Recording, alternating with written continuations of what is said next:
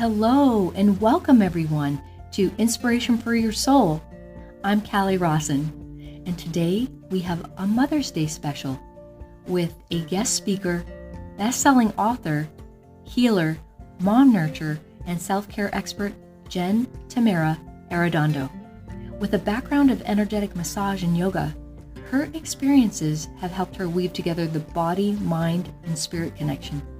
Through meditation, communicating with her guides, shamanic teachings, and other healing modalities, she's been able to delve even deeper into this connection, and she is delighted to share these gifts with anyone who wishes to receive them. She's also created SoulGardenMoms.com.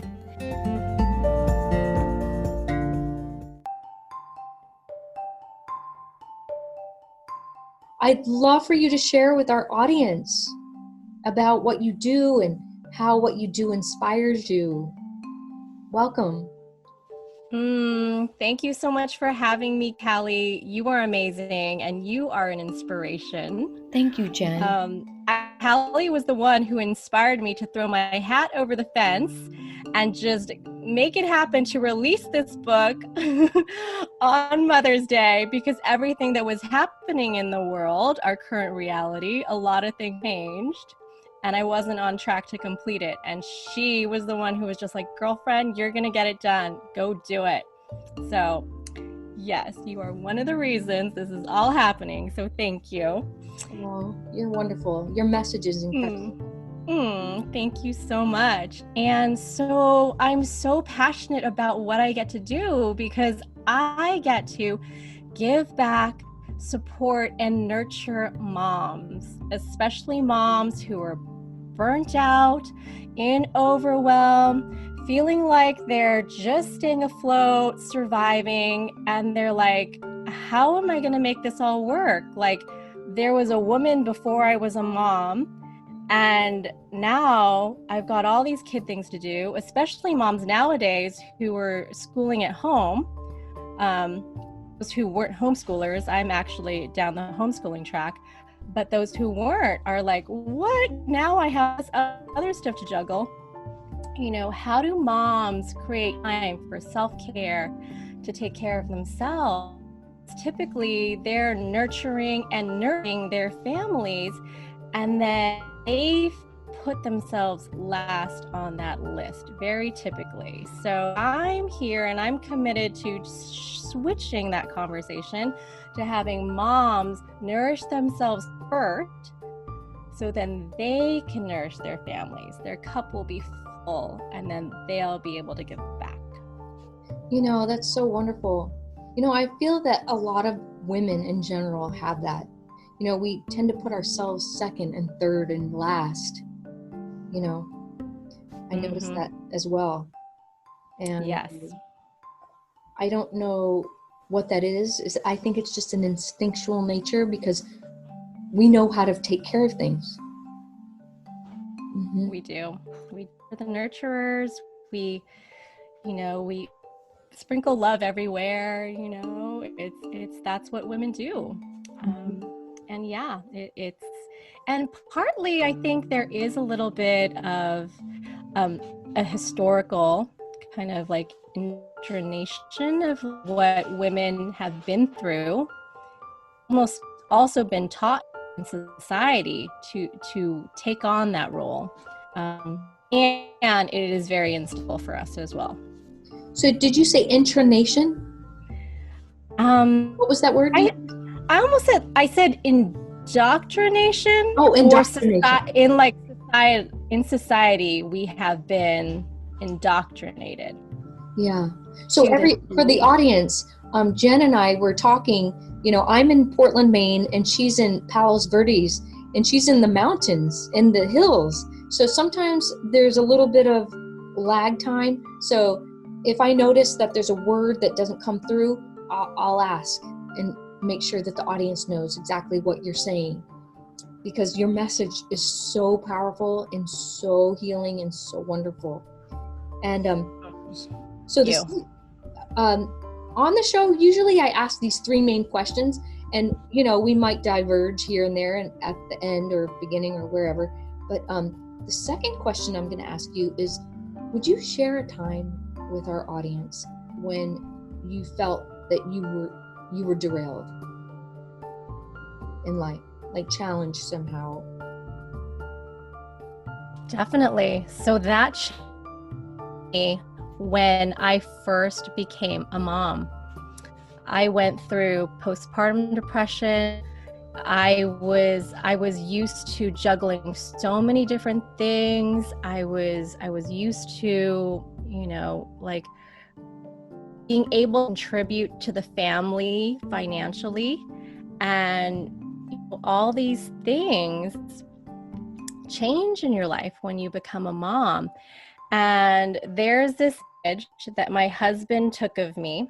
I was sitting on the couch and my son didn't latch. That's a term that means when you're breastfeeding, that the baby latches on to your bosom and gets Eve. And basically, my son had like a very, very small, it's not a tongue, but like a very small piece of skin that connected his upper and lower palates. So he never learned how to use his tongue when he was in utero in my womb. So it was very difficult for him to latch. So I was committed to breastfeeding and getting him the nutrients from the breast milk. So what I did for a whole year is I strapped breast pumps onto me, and I was pumping. So I have this picture of me with breast pumps, my son next to me in a little bassinet with me holding a bottle into his mouth, and then a bowl of yogurt in my lap, trying to feed myself. And my husband's like, "Oh, that's a cute picture. Let me snap that for you." Oh my gosh. Oh my goodness. So I laugh at this today, but like back then when I looked at that picture, I was like, oh my, this woman is distinctly different from the woman I have known myself to be. Like, I was totally burnt out. I didn't, I'm doing my best to stay lighthearted and to give to my son, to my family. And at the same time, I was like, yeah, I was coming from a pretty depleted place. Wow. Yeah. And so how did you get back on track? So I would say it maybe took me, a couple of things. I started to go out into my community. I would take walks, and I didn't have many mom friends. So I started to take walks and look for people in the neighborhood. I was like, okay, is there another mom friend nearby? I started to get on Facebook and get into these Facebook groups, and it's so awesome.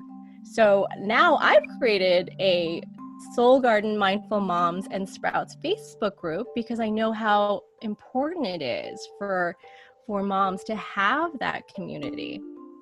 And so it started out with virtual connection, and then slowly I started to make real life connections. And I remember that I have tools. So I do energy work, I do yoga. So I started a Mommy and Me yoga class in my community. I just started doing energy work with my son. Anytime he had an owie, I would start to do that with him. And slowly the Jen that I knew started to reemerge. It's like when the seasons change and the life kind of goes away under the snow. It's like it almost felt like that. It was like a totally other season, and then all of a sudden here I come again, reemerging, and then only new and different, and with new tools and new things that I've discovered that help me as a mom, and now I get to offer that to other moms. Wow, that's so wonderful. Using your challenges and derailments to share with other women who, might not know how hard it's going to be, or when it is hard. So many people think they're alone, like when they're suffering and stuff. and they're like, oh, I'm the only one, you know. But you have this group where people can connect and share and guide and protect, and it's really wonderful. Yeah, it's so amazing. It's so amazing, like the stories that moms can share, you know, if they're struggling. We can share our wins and, you know, what lights us up. And we created a co-op where we are offering virtual online classes for each other. Especially, this all happened out of everything that's happening with the COVID virus, to support other moms, because they were like, we don't know what to do with our kids at home. And we're like, and they came to me, they were like, Jen, do you want to start off classes? Oh, that's wonderful. Yes, the sweet mom Sarah came to me and she was like, and I'm happy to, I know it'll be a lot for you, so I'm happy to take on some of the other days. So from that birth, my husband and I offer Music Mondays now, because he has a kid show called The Boogly Wooglies, which entertains kids and educates them at the same time. So we incorporate that, and that's an offering that we're offering for free or by donation, whatever, because, you know, we know that people are challenged at this time. So we don't want one to feel like be able to participate if there was a financial struggle. So we offer that. And then we have Fun Fridays where we do arts and crafts, we do music and movement. We had a gardening class, and just all sorts of fun stuff that we get to do as a community. Oh, that's wonderful. Can you share with the audience about your book? Of course. Yes. So it's called Soul Garden Mom's Journal. And it's basically an inspirational guide to cultivate the garden of your life. And I basically like to use that as a metaphor, right? So your soul is like this beautiful garden growing inside of you. And what do you want to nourish it with and feed it with it? What lights you up? So for me, that's taking walks in nature and getting to meditate and do and receive energy work and self-care, massages, you know, what feeds you and lights you up, music. So what is that? And then how do you cultivate that? So in the book, it's a journal. So there are writing prompts and inspirational quotes. And so there's space for you to write what's there, like little exercises I give you, and, you know, and then there's just blank pages. So feel free to just journal in it, you know, what comes to you. So yeah. And I'm offering a free meditation within the book. So if moms don't quite understand what that looks like to meditate, they can always start with a guided visualization. Oh, that's wonderful.